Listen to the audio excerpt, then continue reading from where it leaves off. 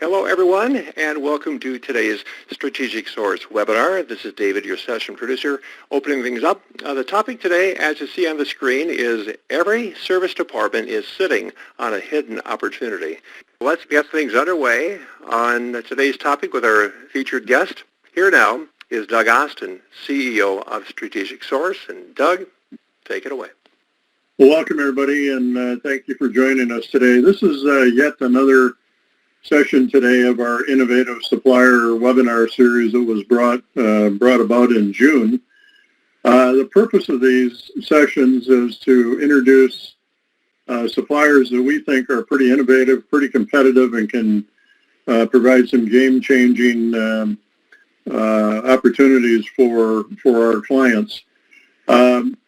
Typically, the topics that we cover are around expense categories, audit and recovery categories, or in this case today, new revenue opportunities. Revenue, or maybe it's better said that this is a recovery category as well. But it's a good session. We have a lot of experience with this presenter today and his company. We brought him to our clients a number of times. So with that, and we'll do a wrap-up at the end. There will be a recording of the session, as Dave alluded. But with that, I'd like to introduce Rob Malaris. Rob is the National Director of Sales for Dynatron. And with that, I will turn it over to you. Rob, take it away. Thanks for that introduction, Doug. All right, I'm going to start my webcam, and I appreciate the opportunity to speak with everyone today. So today's webinar is really going to be entitled, Every Service Department is Sitting on a Hidden Opportunity.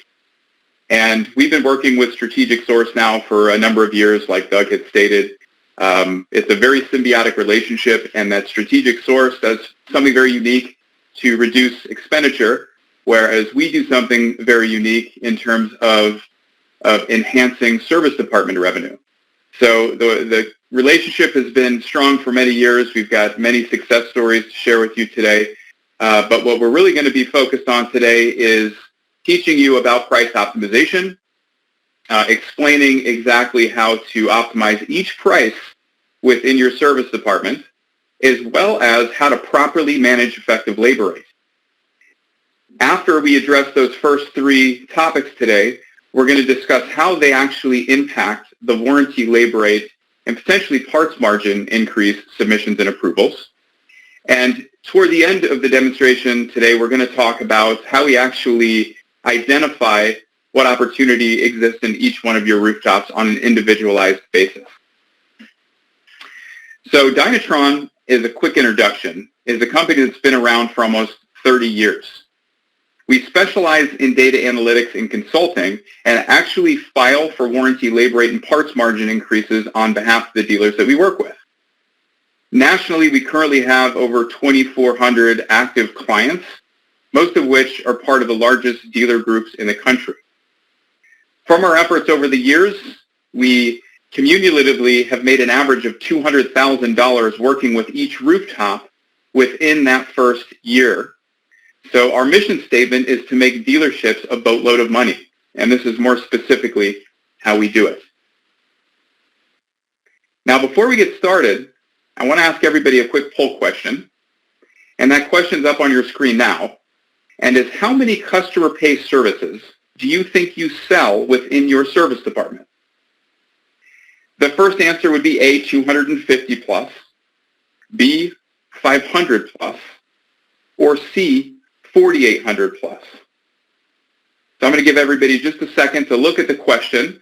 Please select an answer. I'm just curious as to what everybody thinks out there. I'll give you all 20 or 30 seconds to select your answer, and you might be surprised as to what we'll uncover here in just a moment. Looks like we've got a 500 plus answer. Anyone else who would like to participate, go ahead. Oh, you got somebody that thinks 250, all right. Okay, so we're going to move on. You can still answer that question. It's a 50-50 now between 250 to 500. I love the participation. Thank you for those that are selecting. All right.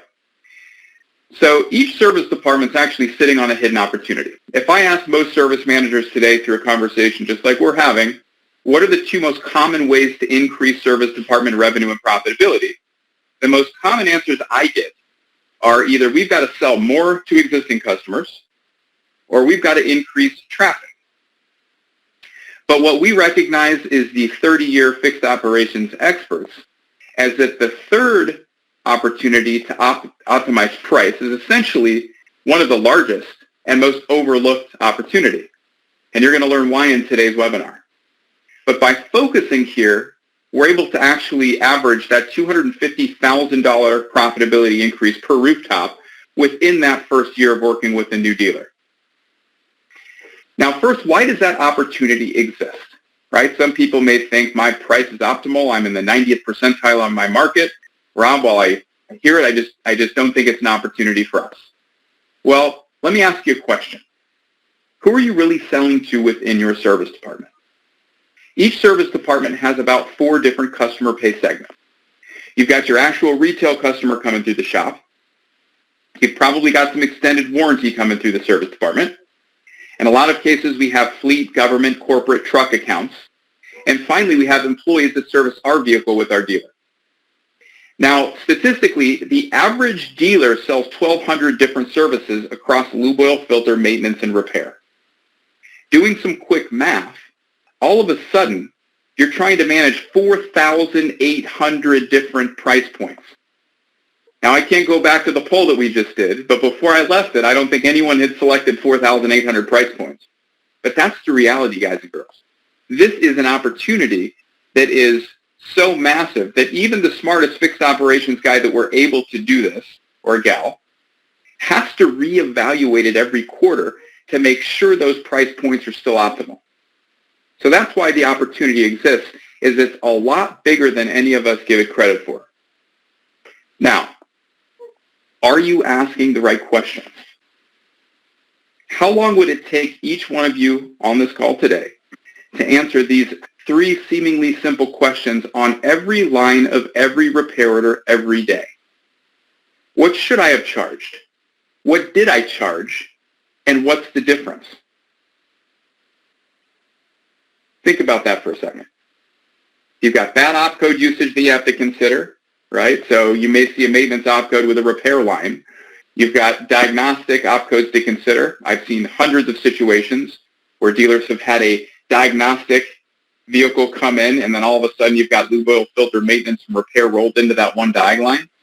There's a variety of things that create a lack of the ability to easily answer these 3 questions, right?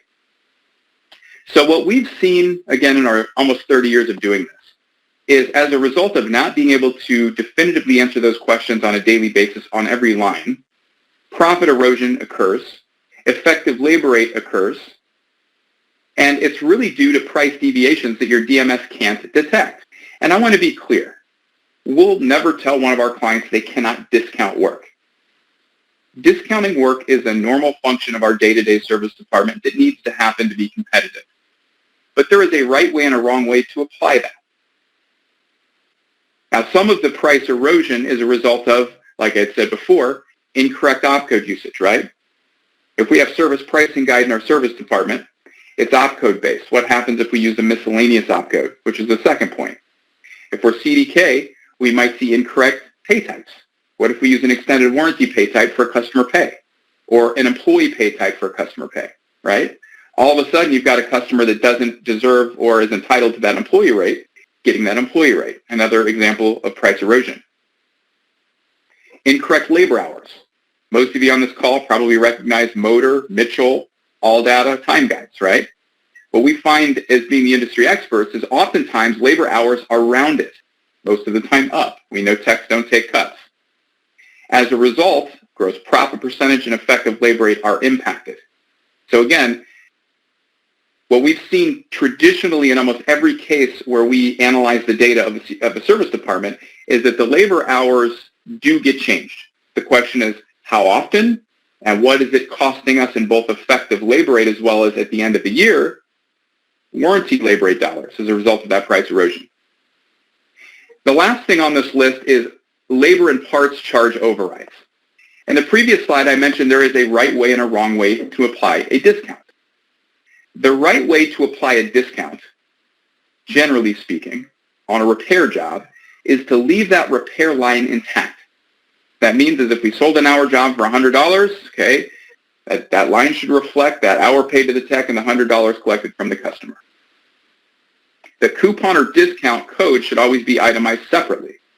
The three primary reasons that's the right way to discount and we should never change labor sale amounts is one, if I'm a customer that gets a discount and I cannot see it on the repair order, do I believe I got a discount? If we're giving money away, we want to make sure the customer appreciates and knows that it's actually been given away, again, for retention. Two, if we change labor sale amounts, we can't actually track discounts. In other words, if we're able to plot out what effective labor rate we really should be getting out of a repair business, we need to factor in what discounts are being given away on average each month to figure out how to reach that target. So tracking is the second reason. The third reason is it falsely deflates our effective labor rate and therefore negatively impacts our warranty labor rate at the end of each year. So these are all examples of what we've seen in, again, almost 30 years of our fixed operations experience, the examples of price erosion. Now, how does this all work toward the warranty labor rate and part submission challenges? Well, first of all, as many of you know, the manufacturers make it complicated for you to file so that hopefully you go on an automatic increase and they save millions of dollars per year. Now, if you are on an automatic increase or if you've ever been on an automatic increase, essentially, it's the market growth year over year that you're getting. It could be anywhere from 3 to 4.5% year over year, which amounts to be between $1 to $3 to $4 a year for a warranty labor rate increase. The manufacturers want you to do this. Those of you that file manually, it's also very challenging intentionally to trip you up. Now, filing late is something that we commonly see in dealers that even file themselves, and that's due to the resource challenges, right? How do we find 100 sequential repair orders going back 90 days that have a high effective labor rate, include batteries, brakes, alignments, bulbs, right?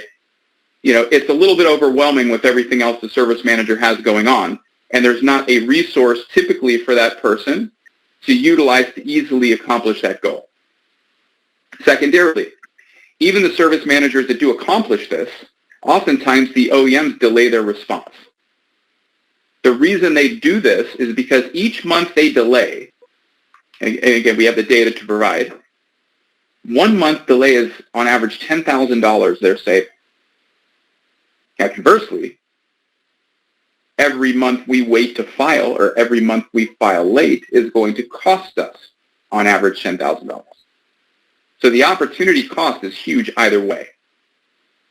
Now, the complex RO analysis, obviously, it's very time-consuming for service management to find that best data sample. It's extremely detail-oriented, intentionally to trip you up.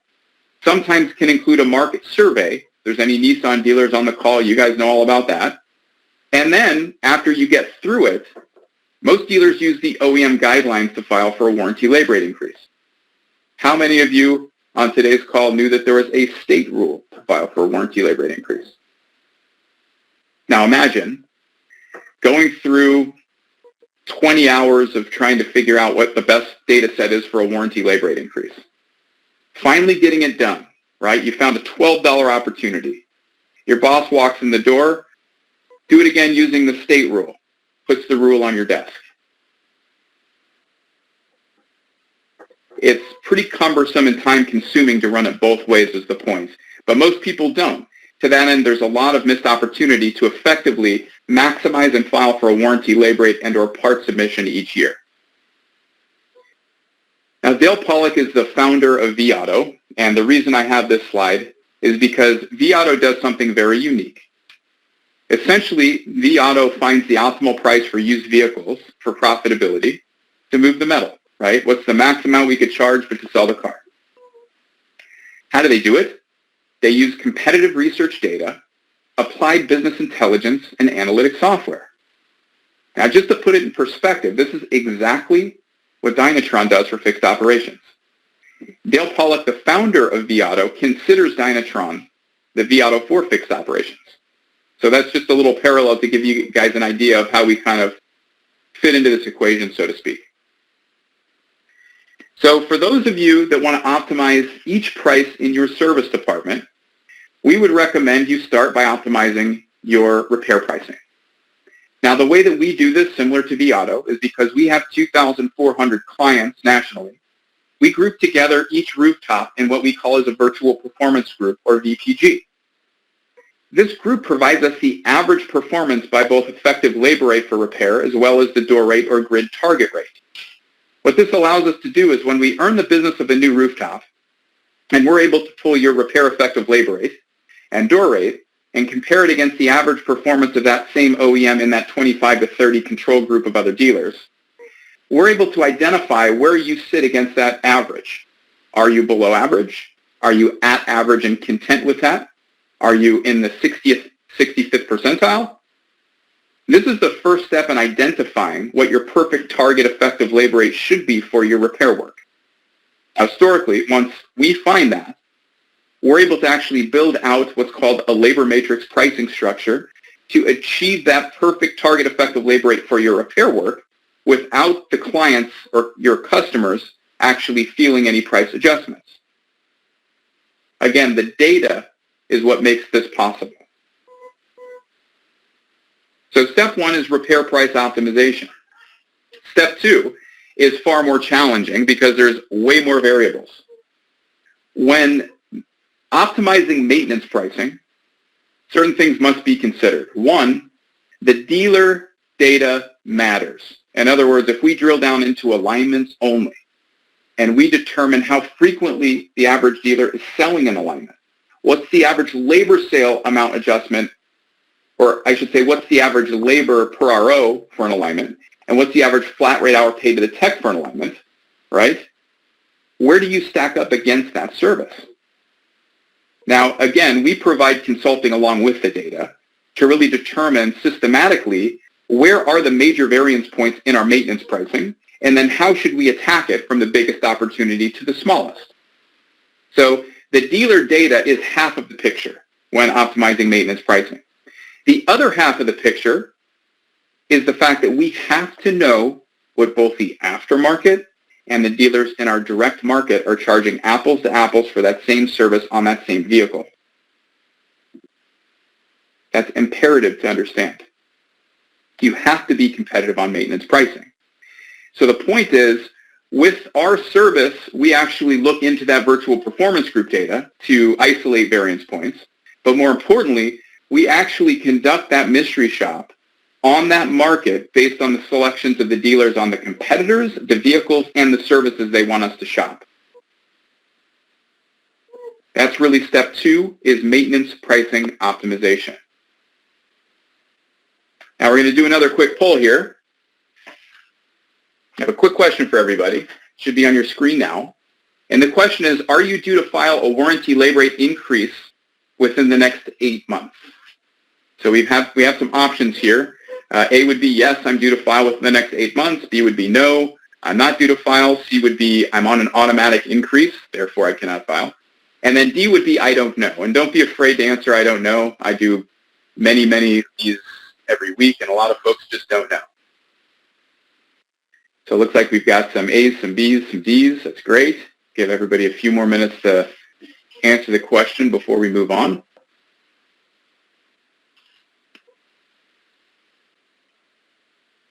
Looks like we've got a few more D's here. Looks like about half of you so far aren't sure whether you're due to file for a warranty labor rate increase over the next 8 months. All right. I'm satisfied with that. So it looks like about 25% were yes, about 25% were no, and about 50% were I don't know. So I appreciate everybody answering the poll question, and we'll move on. Now, this is the secret sauce, everybody. Arguably the most important part of this entire demonstration today and webinar is the fact that if you can't control human behavior to follow the policy that we put in play, in other words, if we optimize every single price perfectly, unless we know our people are going to follow that policy, we truly don't know what impact it's going to have. That's what we would consider pricing compliance. And this starts really answering the question of how price optimization and effective labor rate maximization affect warranty labor rate approval. On one hand, now we've discussed how we optimize price. Now we need to discuss how we maximize effective labor rate, and that's by compliance. Now, what you're looking at here on the screen is an automated report we've created many, many years ago. That's the cornerstone of our operation. And the reason is because being the pricing experts and optimizing price, we recognize human behavior has to be controlled in order to achieve the result. Now, I want to be very clear, it's not ever about browbeating service advisors. Okay? This is a common challenge in every dealership. You never beat them over the head with the information. But we do have a policy in place. Most service advisors are paid off gross. So this is spun as an opportunity for the service advisors to actually make more money too, right? Anytime they discount a labor sale amount, everyone, they're costing themselves money as well as the dealership. So it's all about perspective, how you coach with this information. But what you're looking at here is a repair compliance report. Now this particular one is a very big shop with probably 15 advisors, and it's a whole month's worth of data on repair. Now, for everybody on the call, you're probably going to have more like 5 or 6 advisors. And the way this report is actually structured is it's sent out daily for yesterday's closed repair business. So it's a much smaller set of data that's sent out daily. What this report scrutinizes is on the first page, it's going to go out to all the service advisors and service managers, but on the first page, you're going to immediately see as an advisor, yesterday, how compliant was I to the price on the repair work that I sold?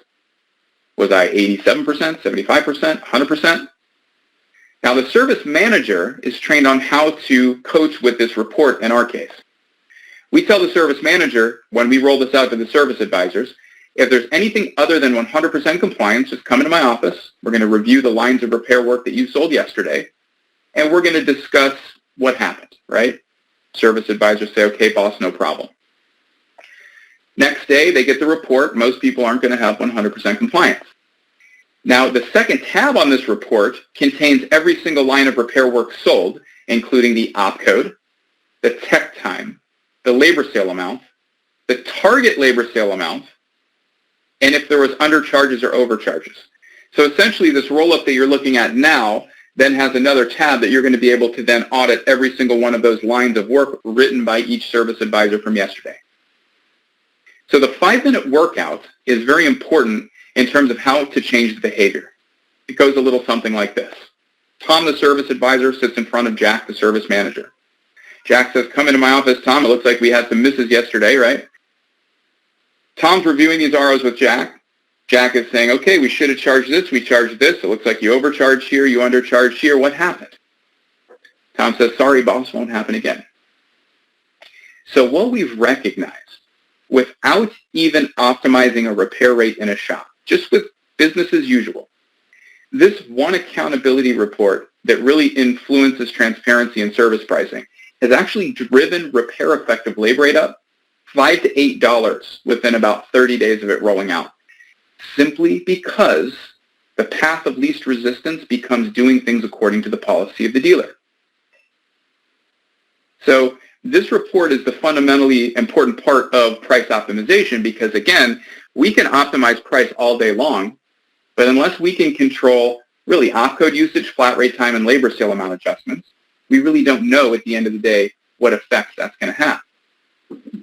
By rolling this report out with the new policies in play, it sends a clear message to the service advisors that we have a policy. You're going to make a lot of money using it, but we're also going to be auditing it to make sure you understand it and can utilize it day to day. That's it. Now let's look at some results. Effectively implementing this process and looking at results from last quarter, our average customer pay effective labor rate improvement before we ever filed for a warranty labor rate increase for a domestic shop was $11.71. Import shops were closer to $11.68, while luxury dealers averaged about $9.88. And again, that's from a combination of optimizing repair rates, optimizing maintenance rates, and then holding the line on compliance. Those three components are what drive these customer pay effective labor rate improvements. Now, our average warranty labor rate submissions, therefore, are significantly higher, and that's why. Because by optimizing price, by maximizing customer pay effective labor rate, you may be due for an average of $6 to $7 when we begin that process, but by executing well, our domestic shops are averaging $19.60 for a first-year warranty labor rate approval. Massive. Import dealers closer to $15.39, while our luxury dealers are benefiting to the tune of about $15.94 first-year warranty labor rate submissions. Warranty parts submissions. Now, almost every state out there has a warranty parts law to file. There is only a state law to file. I know Mississippi, South Carolina, now Illinois are all states that over the past few months either passed or enacted new warranty parts submission laws. So if you are due to file in any of these states or any state period that you haven't filed yet, this is what you'd expect on a warranty parts margin submission. A domestic shop is going to be gaining about a 22% increase on warranty parts dollars. An import shop averages closer to 16.12%, while a luxury dealer is closer to about a 24.1% gain on warranty parts dollars. And again, this is a result of being able to easily identify in the customer pay parts matrix where it may be underperforming, making some slight adjustments in those key areas, holding the line, and then successfully submitting to the manufacturer. All right. With that, we have another poll coming up here.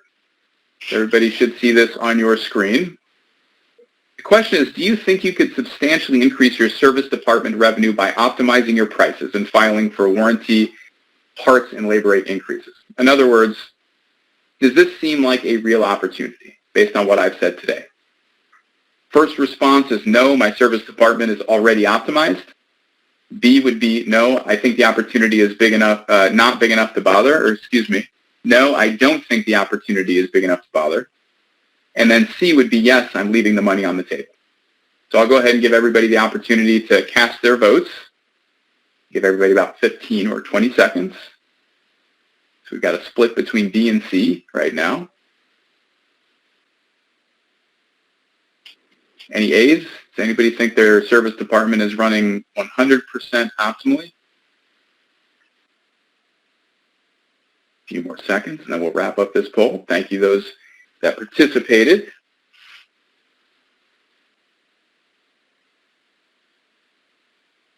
All right. So where to begin your journey? So the scope of the opportunity is certainly something that many of you are probably wondering now. How often are my advisors changing labor sale amounts, flat rate time? How suboptimally am I priced on my maintenance pricing, my repair pricing? You really have to understand and determine what the problem areas are. And to do that, you really need data, right? We can measure ourselves against last year. We've got a few stores. We can even measure ourselves against those other stores. But really, it takes a good amount of data to really determine what a good job looks like against what our performance is. That's one. Two, if we're able to determine that, we need to prioritize the revenue opportunities. In other words, we might be focused on alignments and blindsided by the fact that we're missing $100,000 a year on break revenue, right? So being able to measure the variance, figure out what the problem areas are, and then prioritizing is really going to determine systematically how we attack it, right? The third point is we've got to develop a plan. What comes first, second, third, right? Knowing what's included in that warranty labor rate submission may be a good indication of how we should prioritize some of those services. While it might not seem like on the surface an alignment's a huge revenue generator on gross profit, it may be included in your warranty labor rate increase. Therefore, it might be more of a priority than you give it credit for being. Now, once the plan is developed, it's about enacting the plan, executing the plan, and then measuring the results, right? If our effective labor rate is 122 today and we have a goal to get it to 137, we need to be able to measure it effectively. Now, I do want to make one point on the measure. And this has been a controversial point I've made over the years that I love. And that is effective labor rate as one number is meaningless, it's useless, it's distracting. I'm going to give everyone an example. effective labor rate as one number going down could be a good thing, and yet I've seen people lose their job over it. Now you might ask, how could effective labor rate going down be a good thing, Rob? Well, this is how. If we're not managing work mix or monitoring work mix, okay, and we're looking at effective labor rate as one number, if it goes down, it could simply be because we sold more maintenance and lube oil filter business any given week or month. What that means is, based on the work mix of selling the discounted work, that overall number could drop like a stone. But that's not a bad thing. That could mean you ran a successful marketing campaign to sell more maintenance work or lube oil filter business. So the ability to measure the data and understand the data is key in making sure that the plans that you develop are working. Now, this is why we're offering Strategic Source customers a free opportunity assessment, which essentially will analyze several key metrics through our proprietary software to tell us how much opportunity you're leaving on the table. So this is kind of the suggested next step, is that we do have the ability to help everybody at least understand the scope of opportunity. Now, the question becomes, to those of you that didn't think there was an opportunity, why can't we do this ourselves, right? Data is the key. And being able to utilize our database of over 2,300 active dealers really allows us to compare your rooftop against a control group of 25 to 30 same brand rooftops in a similar market. This allows us to measure any major variance points of your dealer against that average of the control group. And once isolated, we can then determine how much revenue would be generated by closing that profit gap. So really, it's all about the data. We could all mystery shop a few dealers in our market. We could all, call the aftermarkets in our market. But at the end of the day, the real data is going to come from that 25 to 30 other same make dealers in a similar market. That's going to help us really understand the average performance or what a good job looks like. Those of you that would be interested in having us assist you in isolating that opportunity, we really only need 6 pieces of information to determine what it is. On the screen now, you're going to notice there are really 6 key pieces of information. One is, what are your average customer pay hours per month? What's your average warranty hours per month look like? What's your average customer pay effective labor rate, again, as one number? What's your current warranty rate? What's your current warranty parts margin? And what are your average warranty part sales each month? Now, with those 6 pieces of information, we have a tool called Dynatron. And let's say you're a Ford dealer in the state of Illinois. What we're able to do is, based on a Ford dealer in that market's average performance, what would your numbers look like according to your volume? And that's what we can help you understand. So if you let us do the work, it's very easy, it's quick, and it's free. We've put up a little link on the screen here, dynatronsoftware.com/SSI, and that'll allow you to take advantage of this free opportunity to really learn more about your own individualized performance opportunity, as well as what we could potentially make as a partner working together with you. I'm going to stop there. We're going to get into some Q&A at this point. So everybody should see a little Q&A box on their screen. If you want to type in any questions to me directly, I'd be happy to take them now. And I'll give everybody a chance to just maybe put in some questions. Rob, this is Doug. While we're waiting for those questions to come in, I've got one that I guess I'd like to ask. Relative to the OEMs, are there some that are easier to work with? And are there some that are more difficult to work with in your experience? That's a great question. So it would depend on whether you're filing for labor or whether you're filing for parts. So historically, labor does have its pragmatic OEMs. For an example, as I mentioned earlier, Nissan, as an OEM rule for a warranty labor rate increase, forces a market survey. So if you don't play your cards right as a Nissan dealer and you submit, let's say you submit for a $30 warranty labor rate increase as a Nissan dealer, but all the dealers around you are lower by effective labor rate. Nissan will come back and say, well, we did a market survey, and although you're requesting 30, we'll give you 7 because that's fair according to the market average. So Nissan would be one of those slightly more challenging OEMs to work with on the labor side, as well as Honda. on has also been more pragmatic. Now, understanding there's a variable state rule to file has historically allowed us to get around some of those nuances. For example, there is no market survey if you file by the state rule for Nissan, right? So that's just kind of an overview of labor. On the parts side, Toyota has been historically very challenging on submissions for parts. Ford dealers in the state of Texas have never been approved for parts. So there's a whole lot of variables, Doug, depending on what you're filing for, depending on the brand, and depending on the state. There's probably more variables than I could cover in this webinar. We could probably do a whole webinar just on the filing nuances, but I'll leave it at that. Did that answer your question? Yeah, I think it does. I think what this clearly demonstrates is that there are so many nuances out there that even if you try to do this yourself, you're probably going to have a difficult time navigating all the differences and opportunities. So your consulting, I think, is pretty beneficial in addition to your data and software. Yeah. And that's a fair point. Now, I do see a question here. It looks like it's from John McCullough. The question is all the recent inflation I keep reading about impacting parts and service pricing and making frequent price changes any more challenging than previously, especially with the supply chain shortages? And the short answer is absolutely. Most of the dealers that I meet with now are at almost capacity and scrambling for technicians. And as a result, we see a supply and demand challenge, right? Everybody wants to service their vehicles now that they can't buy new vehicles, right? The chip shortage is a great example. Now, customers that were previously trading in their vehicle every year aren't.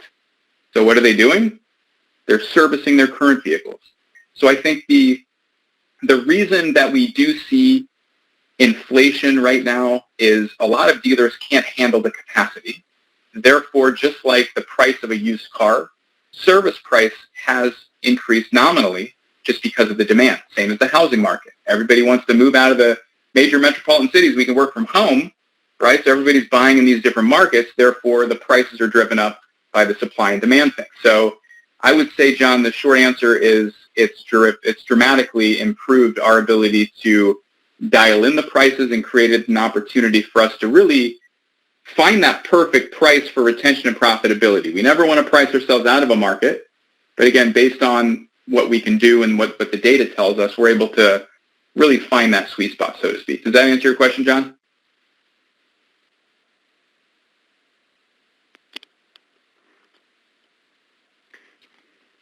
All right. It looks like there's another question here. Okay, John says, yes, thanks.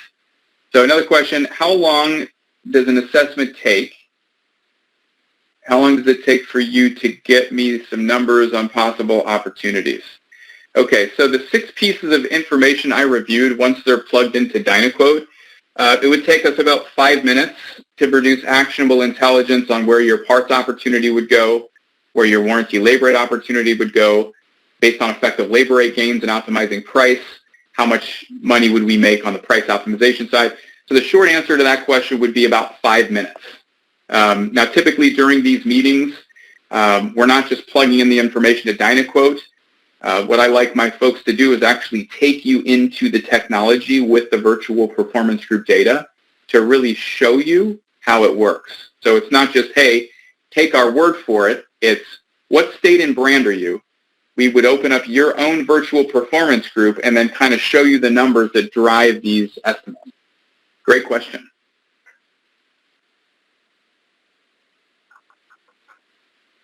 I'll give everybody another minute here. Okay, so there is another question of how do I know if I'm eligible for a warranty parts or labor rate increase? So you're able as a dealer to file once every calendar year for a warranty labor rate and or parts margin increase unless you're on an automatic increase. What that means is anyone on the call today that does not know if they're eligible should contact their OEM rep and simply ask them if they're on an automatic increase. Hopefully you're not. And if not, and if you haven't filed over the last year, you can file this year. Or because you can file every calendar year, technically you could file now in October and then again in February if we got some good effective labor rate improvement.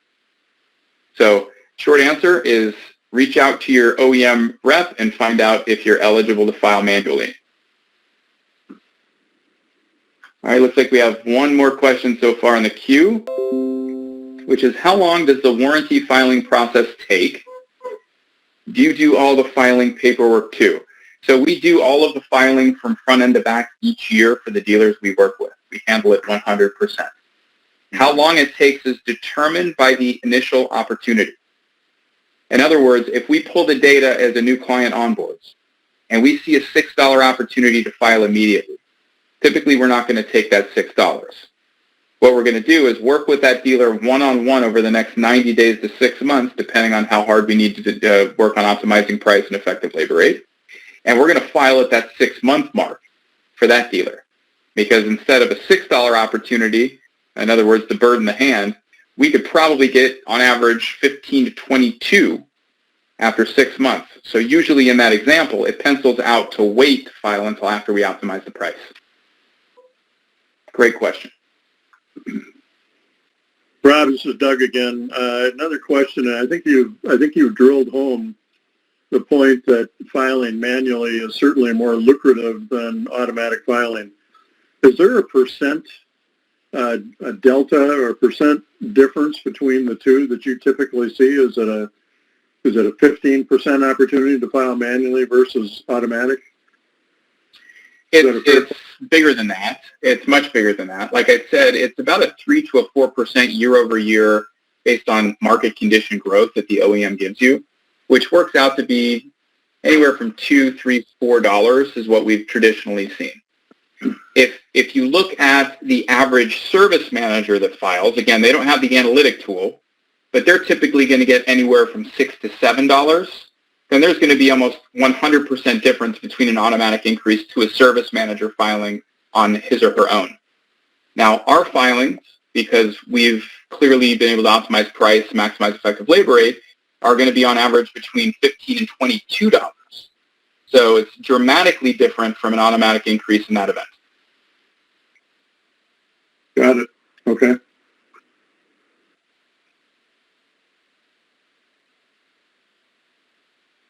Any other questions? Let's see here.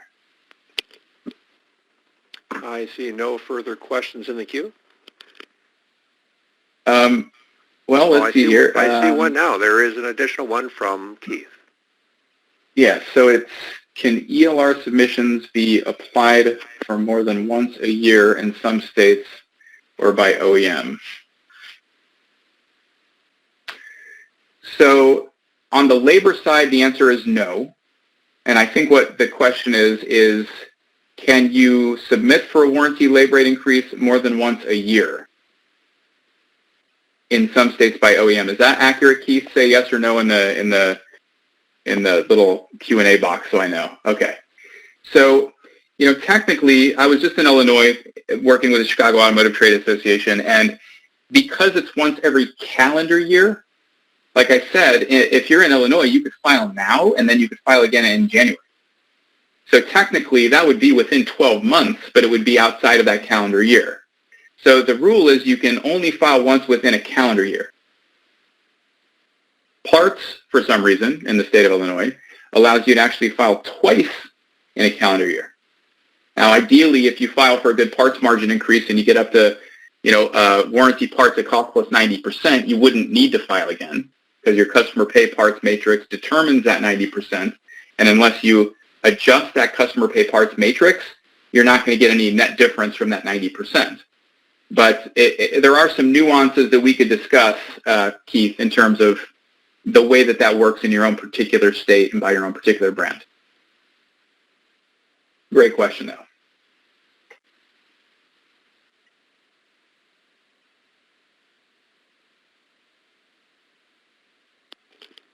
Looks like maybe there's no further questions, so I guess we can give it back over to Doug and David. We're good. Let me first of all just say thanks so much, Rob. Let me turn my camera on here too. Thanks so much for the presentation today. I always learn a ton, and in fact, I've got a webinar coming up with NADA at the beginning of November, and you know, what we try to do is throw ideas out to our audience, and this will certainly be one of them again, because this is just found money. You know, we've been hearing anecdotally from our client base over the last 6 weeks that we're making record profits, never had a better year, and oh, by the way, we don't expect that to happen in 2022. So it's time to batten down the hatches and get serious about preserving our cash that we have now and starting to take steps to reduce costs for 2022. This is a perfect opportunity. This is found money. Again, you know, based on what Rob said, can you do it yourself? Sure, you probably can. That's better than the automatic increase that many opt for. But sometimes it pays to bring in an expert and optimize that opportunity. So, Rob, well done today. Outstanding presentation. You're obviously a subject matter expert, and really appreciate what you did. So thank you. Thank you, Doug. As it relates to this presentation, we will have it available on our website probably by tomorrow. We can make this available and send this out to you in a PDF format as well. If you're interested in contacting Rob directly, please feel free to do so. If you're a client of Strategic Source, you can still reach out to Rob directly, but I see a number of our employees are on this session as well. And if you're interested, contact your client service manager and we can get the assessment hooked up. I would encourage you to take advantage of this free assessment. It's a little bit of time invested in those 6 data points, but the benefit could be significant.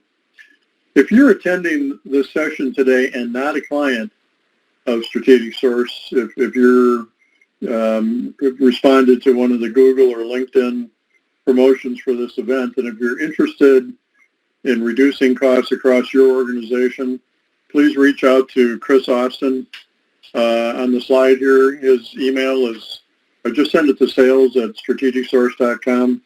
Chris's phone number is 612-386-3898. We'd be happy to talk to you and help you on your journey to cost reduction and improve profitability. With that, keep in touch with us. We have so many good topics that we're actually historically we've been running every 2 weeks. I think over the next 4 or 5 weeks we're running one a week, all different areas of expertise, but they're all designed to help you optimize your operation, reduce your expenses, and improve profitability. With that, thank you so much for joining today. I appreciate it. Thanks again, Rob, and we'll turn it over to Dave. Thank you, Doug, and thank you, Rob. And I did bring up the post-session survey for everyone to complete. We'd sure love to get your feedback after spending almost an hour with us, and these help make our webinars better. And otherwise, we appreciate everyone's time, and we look forward to you joining us on future webinars with Strategic Source. Have a great rest of the week, everyone.